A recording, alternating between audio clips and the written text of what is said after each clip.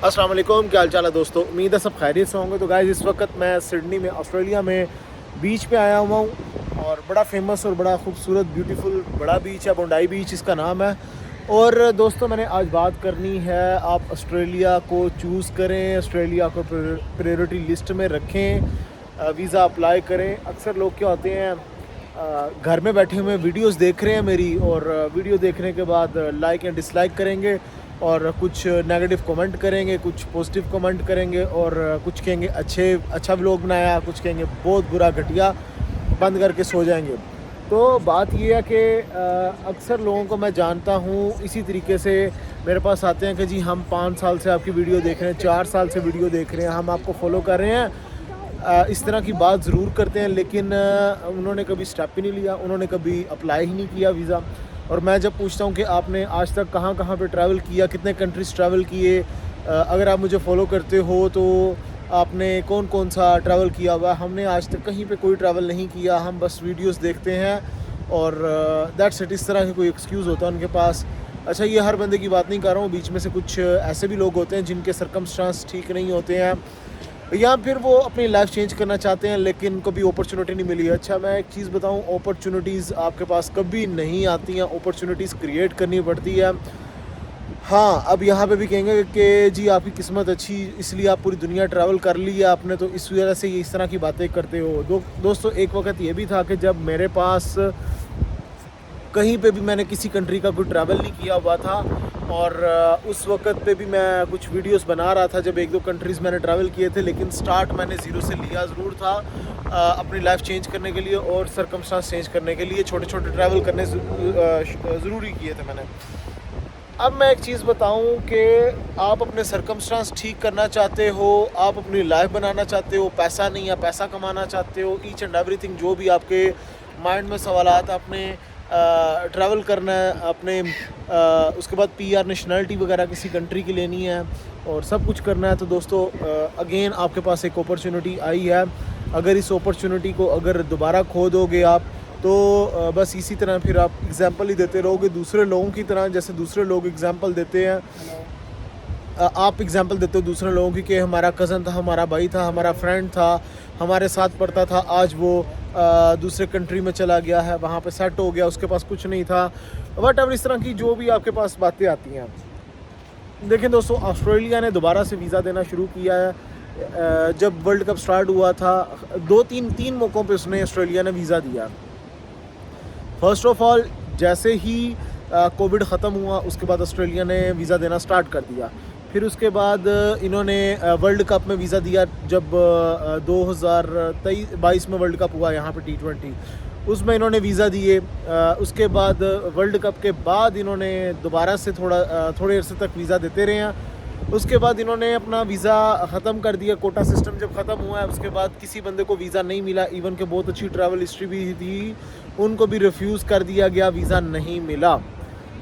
Even travel हिस्ट्रियों वाले, bank statement वाले, बहुत कुछ था जिनके पास, किसी को वीज़ा नहीं दिया गया, काफ़ी देर बंद रहा। अब दोबारा स्टार्ट किया ऑस्ट्रेलिया ने वीज़ा देना। आपने पीछे कुछ अरसा देखा होगा मेरी वीडियोस ऑस्ट्रेलिया की नहीं आई हैं, उसकी रीज़न ये थी कि ऑस्ट्रेलिया वीज़ा नहीं दे रहा, तो मैं ऐसे ही, अगर वीज़ा नहीं दे रहा तो मैं ऐसे फजूल किसी की रिफ्यूज़ल क्यों लगवाता, तो इसलिए मैंने कभी किसी का वीज़ा अप्लाई नहीं किया, ना वीडियो बनाई।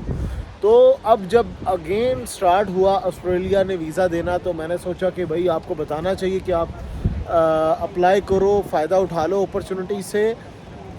मैं अक्सर कमेंट पढ़ के हंसता भी हूँ, लोग कहते हैं इसके पास मत जाओ, ये अपनी फ़ीस लेने के चक्कर में ये करता है वो करता है। मैं तो ये बात ही नहीं कर रहा हूँ कि आप मुझसे वीज़ा अप्लाई करो या मेरे पास आओ, ठीक है। मैंने तो एक वीडियो बनाई है, तो अगर 1000 या 2000 5000 जितने भी व्यूज़ या जितने भी लोग देखेंगे, तो वो सारे मेरे पास तो नहीं आएंगे, वो ओवरऑल पूरी दुनिया से लोग देख रहे हैं वीडियो, और मेरे पास अगर किसी बंदे ने आना भी होगा, इन्फॉर्मेशन लेके चला जाएगा। तो मुझे कभी इस चीज़ के ऊपर नहीं रहा कि आप मेरे पास आके वीज़ा अप्लाई करो। मैंने किसी एक भी वीडियो के अंदर नहीं कहा हुआ भाई मुझसे ही वीज़ा अप्लाई करो। मैं तो ओवरऑल तमाम कंसल्टेंट्स को बोला हुआ कि किसी के पास भी आप चले जाओ, या अगर आप ख़ुद पढ़े लिखे हो खुद अप्लाई कर लो। मैं तो कभी नहीं बोला, इस वीडियो में भी ये मैं नहीं बोलूँगा मेरे पास आको अप्लाई करो। मैं यही कह रहा हूँ कि भाई अप्लाई करने का सही टाइम है, सही टाइम पे आप सही डिसीजन ले लो, अप्लाई कर लो, और बेशक वीज़ा लगता है नहीं लगता वो एक अलग बात है, इसकी कुछ एम्बेसी की फ़ीस है वो आप पे करें। अगर पढ़े लिखे हो खुद अप्लाई करो, नहीं कर सकते हो किसी कंसल्टेंट के थ्रू कर लो, उसकी तो जो फ़ीस है वो पे करो और अप्लाई कर लो। मैं तो ये कह रहा हूँ। और दूसरी चीज़ ये दोस्तों कि इसके लिए डॉक्यूमेंट्स मैं बताता चलूँ, सिर्फ passport, visa copy, Emirates ID copy, picture चाहिए आपकी। इन डॉक्यूमेंट्स के साथ आप वीज़ा अप्लाई कर सकते हो। अब जिन दोस्तों को, भाइयों को नहीं पता चल रहा कि भाई बाकी एडिशनल डॉक्यूमेंट कैसे करने हैं, वो नहीं आ रहे हैं, वेबसाइट के ऊपर कुछ और लिखा हुआ है, हम कुछ और बता रहे हैं, इस तरह की बातें सारी, तो मैं एक चीज़ बताता चलूँ, वेबसाइट के ऊपर अक्सर अपडेट्स लेट आती हैं। अगर आज भी हम देखते हैं वेबसाइट के ऊपर, यूके की मैं एग्जांपल देता हूँ, तो 6 मंथ की बैंक स्टेटमेंट लिखी हुई है, जबकि 3 मंथ्स की आप लगा दो तो तब भी चलेगी।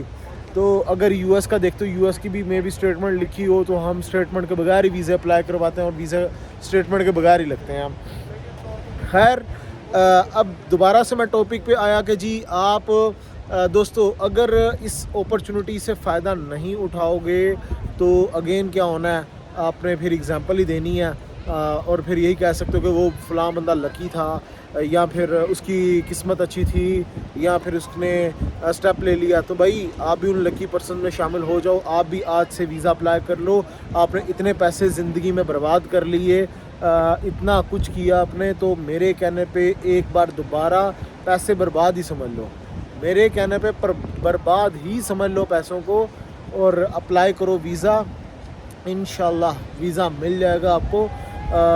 अगर नहीं मिलता अगेन ट्राई कर लेना कभी किसी दूसरे कंट्री के अंदर, कनाडा लाइक जैसे दे रहा वीज़ा, अमेरिका दे रहा वीज़ा, नंबर 3 पे ऑस्ट्रेलिया दे रहा वीज़ा, जापान दे रहा वीज़ा। ये सारे कंट्रीज़ ऐसे हैं जो करंट सिनेरियो के अंदर वीज़ा इशू कर रहे हैं। 1 साल का मल्टीपल एंट्री ऑस्ट्रेलिया वीज़ा देता है। उसकी ख़ास बात यह है कि अगर आप टूरिस्ट वीज़ा पे भी हो, अपने वीज़ा को कन्वर्ट करवा के उसको रेसिडेंसी पे लेके जा सकते हो। तरीकाकार ये होता है कि आप उसमें स्टडी में कन्वर्ट करवाते हो, स्टडी के बाद उस पर कंटिन्यू करते हो, वर्क परमिट मिलता है, टीआर मिलती है, फिर पीआर और फिर नेशनैलिटी।